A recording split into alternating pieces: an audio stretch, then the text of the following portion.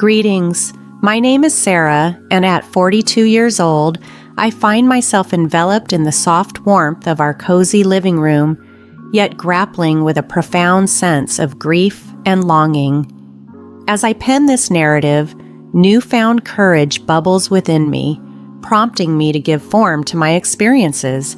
This act serves not only as a therapeutic endeavor for myself, but also as a beacon of hope for others who might find echoes of their own chaotic lives within these words. My beloved husband Andrew and I shared 18 years of love before fate cruelly snatched him away just a few months ago. The agony of his absence is piercing, especially as it lingers so freshly in my heart. It feels as though time itself paused in that horrific moment when I was informed of his fatal car accident. The dreams we had nurtured, brimming with laughter and enduring companionship, were shattered in an instant. Never did I imagine that at 42, I would be navigating the world as a widow. The bond Andrew and I shared was deep and meaningful, sculpted through our mutual encounters with adversity. We were like two fragmented souls who discovered healing and solace in one another's embrace. My own journey was scarred early on as I was abandoned by my parents' loss to addiction, leaving me with lasting emotional wounds. Andrew, on the other hand, experienced a turbulent relationship with his mother, Evelyn, marked by deep-seated disappointment and betrayal. Despite her repeated attempts to re-enter his life with promises of change, she consistently reverted to her destructive habits, exploiting Andrew to support her addiction before vanishing repeatedly. In each other, Andrew and I found not just love, but a sanctuary, a place of trust that helped us both rise above the scars of our past.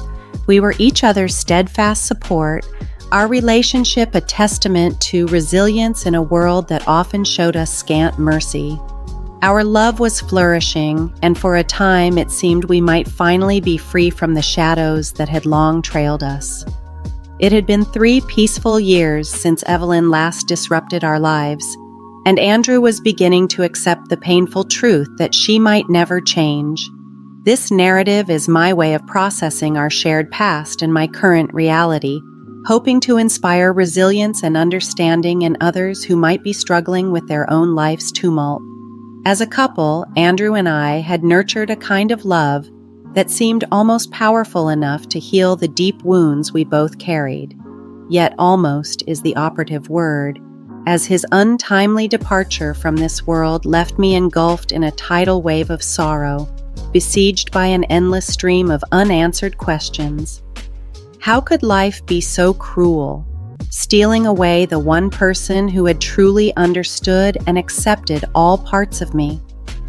In the aftermath of his sudden loss, I found myself grappling with an overwhelming desire to withdraw from the world and hide away in the solitude of my bedroom. However, time, much like the inevitability of death, shows no mercy and waits for no one. Thus, we began the sorrowful process of organizing Andrew's funeral. As the days slowly passed, I discovered solace in the compassionate support of friends and family. Together, we navigated the heart-wrenching farewell to Andrew, ensuring his exit from this world was handled with the dignity he deserved. We organized a touching funeral service at our home, where we gathered to honor his memory and share stories that evoked both tears and laughter. Amid the poignant atmosphere, with the fragrance of freshly cut flowers filling the air, an unexpected doorbell chime broke through the soft hum of conversations. Curiosity and a mix of emotions stirred within me as I approached the door, my heart fluttering with anticipation and uncertainty. There, amidst a sea of mourners in black, stood Evelyn, Andrew's estranged mother. Clutching a bottle of whiskey as a peace offering, she seemed as out of place as she was desperate for reconciliation. A tumult of feelings surged through me, anger, resentment, and confusion clashing with grief, and an aching need for closure. Yet, as I looked into Evelyn's tear-stained eyes, a flicker of understanding sparked within me. Despite the pain she had inflicted, it was evident she was also struggling with her regrets and the heavy burden of time lost. Without a word, I opened my arms and Evelyn stepped forward. We embraced tightly, tears mingling as each drop seemed to carry the weight of unspoken sorrows. In that moment of connection, years of bitterness and fractured relationships began to dissolve in the warmth of our shared grief. Evelyn's hushed confessions of regret washed over me, and though the wounds were far from healed, I discovered a newfound glimmer of compassion in my heart. Her presence turned into a delicate dance of emotions among those gathered. My friends and family, fully aware of the tumultuous history between Andrew and his mother, greeted her with cautious smiles and offered her a place at our table. It was a profound testament to their steadfast support for me, showing that they could set aside their reservations to welcome Evelyn into our circle. Throughout the gathering, she shared stories of her struggles with addiction, painting a poignant picture of a woman lost yet desperate for redemption and forgiveness. This gathering, fraught with complex emotions, turned into an unexpected step towards healing, not just for me, but perhaps for Evelyn as well. Evelyn's voice trembled with emotion as she expressed her profound regret for the pain she had inflicted upon Andrew, reflecting on moments of remorse and a yearning to rewrite their shared past. As I listened to her, I could feel my heart gradually soften, recognizing that beneath the layers of hurt and disappointment, there still flickered a mother's love. Tarnished, certainly, but not extinguished. It was like observing a complex tapestry of emotions, intricately woven with threads of forgiveness, understanding, and a deep longing for healing. As Evelyn continued, she recounted fragments of memories with Andrew, sharing tender snapshots from his childhood, their shared laughter, and fleeting glimpses of the man he had eventually become. Each word she spoke was tinged with nostalgia and regret, painting an intimate portrait of the son she felt she had lost along the way. As the funeral service wound down and the guests began to leave, Evelyn, with a look of quiet determination, stayed behind. My sisters and I began to tidy up, quietly grateful for Evelyn's unexpected help in clearing the remnants of the day. In a quiet, vulnerable moment, Evelyn turned to me, her voice quivering with a mix of trepidation and hope, and asked if she could make a personal request. I met her gaze, my own filled with a blend of curiosity and caution, yet open to hearing her out. "Evelyn, what is it you'd like to ask?" I encouraged her gently, noting the gratitude and vulnerability in her eyes. Taking a deep breath, she said, "Sarah, I know I have no right to ask this of you, but could I have a chance to say goodbye to my son? To be close to him, perhaps through his belongings?" I paused, considering the weight of her request. Sensing my hesitation, she hurriedly added, "I know it's an unusual ask and you have every right to say no, but if I could just touch his clothes or smell his cologne, maybe, just maybe, I could feel connected to him again, even though he's gone." Despite the lingering pain and resentment, Evelyn's genuine remorse was evident, and I couldn't dismiss it. "Evelyn, I see how much you loved Andrew, and the regret in your eyes is clear. If this could bring you some comfort, then yes, you may go up to his room and spend time with his things. Take all the time you need," I responded softly. A wave of gratitude washed over Evelyn's features as she whispered, "Thank you, Sarah. Your kindness means more to me than you can imagine." As Evelyn made her way up the stairs, I reflected on the day's events. A day of mourning, of unexpected reconciliations, and perhaps a small step toward healing, not just for Evelyn, but for all of us touched by Andrew's life and legacy. As Evelyn made her way upstairs, a flurry of emotions swirled within me. Part of me hoped this gesture would offer her some closure, a chance to mend the shattered bond with her son. Yet, another part of me remained cautious, aware of the vulnerabilities this act could potentially expose. In the ensuing silence, my thoughts wandered, contemplating the delicate and intricate nature of human relationships. They are fragile, easily torn apart, yet remarkably resilient when mended through healing and forgiveness. At that moment, I chose to lean towards forgiveness and grace for Evelyn, though I would soon come to question this decision. About 25 minutes later, Evelyn reappeared from the bedroom. Her eyes were swollen and red, clear signs of the emotional deluge she had experienced alone. It seemed she had poured out an ocean's worth of grief and remorse in that solitary room. The stoic and guarded expression she typically wore had given way to one of raw vulnerability. Taking a deep breath to steady herself, Evelyn spoke with a trembling voice. "Thank you for allowing me this time with Andrew. I am truly grateful for your kindness and understanding." Her words resonated with genuine sincerity, stirring a twinge of sympathy within me. As Evelyn said her final goodbyes, a palpable sense of closure seemed to fill the room.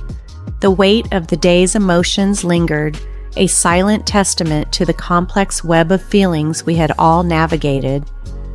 With heavy hearts, we watched as Evelyn departed from the house, leaving us to reflect on the day's events.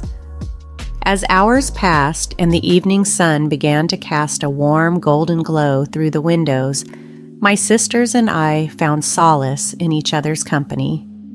We shared more memories and gentle laughter, reminiscing about Andrew and drawing strength from the bond of love that united us as a family. As the light outside deepened, exhaustion took hold, and one by one, my sisters left for their homes, seeking solace in restful slumber after the long, draining day. For the first time that day, I found myself alone in the quiet sanctuary of my room. Surrounded by the silence, my mind drifted back to Evelyn's earlier request for a private moment with Andrew's belongings. Now, with the room enveloped in stillness, I reflected on the emotional journey of the day, pondering the complexities of forgiveness and the paths we choose in the search for peace. Overwhelmed by a deep curiosity and a yearning to feel close to Andrew even in his absence, I found myself drawn to the tangible remnants of his life. With a gentle reverence, I began to sift through his belongings, each item a poignant testament to the man he was. I picked up his favorite watch, its rhythmic ticking serving as a soft reminder of the precious moments we had shared together. My fingers traced the contours of his well-worn books, imagining the stories that had once whispered to him in the quiet of the evening. Turning to the dresser, I inspected the items salvaged from the car wreck: his phone, his work bag, his second watch, and his wallet. But a sinking feeling overtook me as I realized the wallet was missing. Panic surged through me, and desperation took hold as I frantically searched the room. I tore through every drawer and scrutinized every corner, but the wallet seemed to have vanished into thin air. The sudden realization that the wallet, retrieved from the wreckage, was now missing struck me with overwhelming force. In my distress, I knew I needed assistance to navigate this unsettling mystery. Perhaps I was mistaken, and the wallet had never been returned to my possession. With trembling hands, I called Gary, a dear friend who had been present at the funeral and had played a crucial role in retrieving Andrew's belongings. As a trusted member of the police department, Gary possessed the skills and dedication needed to help uncover the truth. As the phone rang, my heart pounded and tears streamed down my face. Gary's voice, calm and reassuring, answered on the other end.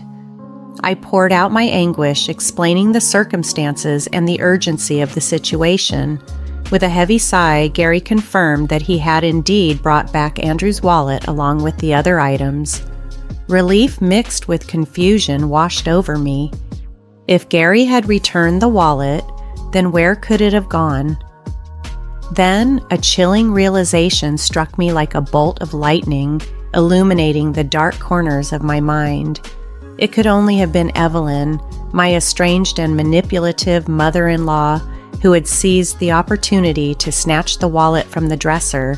While immersed in my grief and unaware of any ulterior motives, I took a deep breath and shared my suspicions with Gary, my voice shaking with a blend of anger, sadness, and disbelief. Understanding the gravity of the situation, Gary reassured me with determination. Andrew was one of my best friends, and I promise you, if Evelyn had anything to do with this, we'll uncover the truth and ensure she faces the consequences. His words wrapped around me like a warm embrace, sparking a flicker of hope within me. Despite the shadows that loomed and the uncertainty that clouded my path, I felt a renewed sense of resolve knowing Gary was by my side. Together, we were determined to delve into the murky depths of this twisted tale, uncover Evelyn's motives, and bring closure to this painful chapter of our lives. As the days passed, the weight of grief still pressing heavily upon me, I was jolted by yet another disturbing revelation. A steady stream of bank statements sent to both my and Andrew's phones revealed a troubling pattern of transactions. It began with smaller amounts, a charge of $600 followed by one of $1,000. However, these quickly escalated into a torrential downpour of deductions, with sums exceeding $5,000 draining from Andrew's hard-earned savings. Fear and concern gripped my heart as I witnessed the relentless siphoning of his funds. It felt like a violation, a desecration of his memory that cut me to the core. With a heavy heart, I reached out to Gary once again, seeking his guidance and solace in the face of this new ordeal. Gary's voice, filled with empathy and resolve, advised me to take swift action. You need to get Andrew's cards deactivated immediately to stop these unauthorized transactions, he said. His advice was practical and urgent, but following it meant facing harsh realities, canceling credit and debit cards, terminating TV, movie, and music subscriptions, and severing financial ties. Each action served as a stark reminder that Andrew was truly gone. Yet, as the anger grew within me, fueled by Evelyn's audacious actions, a rebellious thought took root. How dare she squander my late husband's money with such reckless abandon?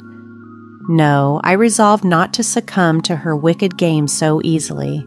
I was determined to confront this challenge head-on, to protect Andrew's legacy, and to stand firm against the exploitation of his memory. As I grappled with the ongoing disruption Evelyn brought into our lives, a cunning plan began to take shape in the recesses of my mind.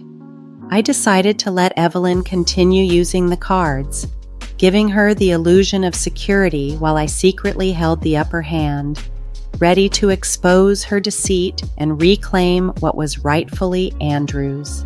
This decision wasn't made lightly, for it meant facing the painful reality of his absence a bit longer, but my resolve was firm. I was determined to unveil Evelyn's true character and shed light on her dark deeds. I planned to meticulously document every transaction Evelyn made, effectively tracking her every move until the perfect moment for confrontation. It was a delicate game of cat and mouse, allowing her to revel in her perceived control, while I prepared the stage for her inevitable downfall. As days morphed into weeks, I found myself caught in a whirlwind of emotions, oscillating between despair and determination. Drawing strength from the loving memories of Andrew, I steeled myself with the resolve to honor his memory by exposing Evelyn's actions and protecting his legacy from her greed and deceit. I knew that when I confronted her, it had to be memorable, a revelation she would never forget. As time passed, the weight of Evelyn's deceit grew increasingly unbearable. She continued to squander Andrew's hard-earned money with reckless abandon, her audacity seemingly limitless. Each transaction, each dollar she spent, was a stark reminder of her utter lack of remorse or empathy. My disdain for my estranged mother-in-law deepened with each day. How could she so callously betray her own son's memory? How could she treat his hard-earned legacy as nothing more than her personal slush fund, fueling her whims without a trace of guilt? Then, one fateful day as I opened the door, there stood Evelyn, a forced expression of remorse playing on her face. But I knew better than to fall for her facade. "Oh, hello, Sarah," she greeted tentatively. "Hello, Evelyn, can I come in?" she asked, hoping for an invitation. "No, you may not," I replied firmly, my voice steady and resolute. "I suspected as much, I don't blame you," she responded, her tone resigned, yet still tinged with deceit. I stood firm at the doorway, prepared to protect what remained of Andrew's world from her manipulations. I couldn't believe my ears as Evelyn stood before me, a forced expression of remorse on her face. "I imagine you've noticed that Andrew's wallet is missing. I'm so sorry, Sarah. In my grief, I took it. I thought my time to say goodbye would be short, so I took the wallet as a keepsake." "Really?" I responded, barely concealing my disbelief. "Yes," she admitted, her voice faltering slightly. "It was wrong of me, but I've come to my senses and decided to return it to you." Anger surged within me, threatening to overpower my composure. How could she stand there weaving such shameless lies with such ease? Yet I masked my fury behind a serene smile, seeing an opportunity to reveal Evelyn's true nature. I handed her a document, a meticulously compiled record of every penny she had pilfered from Andrew, accompanied by a detailed list of the legal charges she would be facing. As she read, her hands shook and her eyes widened in disbelief. "What's this?" she stammered, her voice a mix of confusion and fear. "It's a record of all the money you've stolen from Andrew. It also outlines the legal consequences you're now facing," I explained, my voice steady and resolute. Evelyn's facade crumbled before my eyes.